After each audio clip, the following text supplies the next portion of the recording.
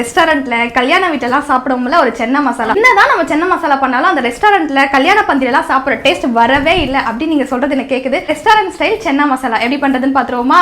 கொண்டக்கடலையை நல்லா வேக வச்சதுக்கு அப்புறம் அந்த தண்ணி தனியாவும் பருப்பு தனியாவும் எடுத்து வச்சுக்கோங்க. ஒரு கடாயில 3 ஸ்பூன் எண்ணெய் சேர்த்துட்டு 2 பெரிய வெங்காயத்தை ரஃபா கட் பண்ணி சேர்த்து நல்லா வதக்கிக்கோங்க. இது கூடவே 2 தக்காளியும் சேர்த்து நல்லா வதக்கிக்கோங்க. இது கூடவே கொஞ்சமா கஸ்தூரி மேத்தி, வேக வச்ச 10 கொண்டக்கடலை, 4 முந்திரி பருப்பு, இது எல்லாத்தையும் நல்லா வதக்கி விட்டு ஆறுனதும் ஒரு மிக்ஸி ஜார்ல சேர்த்து நல்லா பேஸ்டா அரைச்சுக்கோங்க. அதே கடாயில இன்னும் ஒரு 2 ஸ்பூன் எண்ணெய் சேர்த்துட்டு பட்டை, கிராம்பு, ஏலக்காய் போட்டு தாளிச்சதும் 1 ஸ்பூன் இஞ்சி பூண்டு பேஸ்ட் சேர்த்து நல்லா பச்சை வாசனை போற அளவுக்கு வதக்கிக்கோங்க. அது கூடவே 1 ஸ்பூன் மிளகாய்த்தூள், 1/2 ஸ்பூன் சிக்கன் மசாலா, 1/4 ஸ்பூன் மஞ்சத்தூள், கலருக்காக 1/2 ஸ்பூன் காஷ்மீர் மிளகாய்த்தூள் சேர்த்து நல்லா வதக்கி விட்டு இது கூடவே மீதி இருக்க கொண்டக்கடலையும் சேர்த்துட்டு அரைச்சு வச்சிருக்க வெங்காயம் தக்காளி பேஸ்டையும் சேர்த்து நல்லா வதக்கி விட்டுக்கோங்க. இந்த ஸ்டேஜ்ல கொண்டக்கடலையை வேக வச்ச அந்த தண்ணியை சேர்த்துட்டு கூடவே தேவையான அளவு உப்பு, 1/2 ஸ்பூன் சக்கரை சேர்த்துட்டு 5 நிமிஷத்துக்கு லோ ஃப்ளேம்ல நல்லா கொதிச்சதும் 1/4 கிளாஸ் பச்சை பால் சேர்த்து நல்லா கலந்து விட்டுக்கோங்க. இந்த பால் சேர்க்கறதால நமக்கு சாப்பிடும்போது நல்லா கிரீமியா இருக்கும். கடைசியா 1/2 ஸ்பூன் கஸ்தூரி மேத்தி, 1/2 ஸ்பூன் நெய் சேர்த்து நல்லா கலந்து விட்டு புல்கா சப்பாத்தியோட சர்வ் பண்ணீங்கன்னா ரெஸ்டாரண்ட் ஸ்டைல் சென்னா மசாலா ரெடி.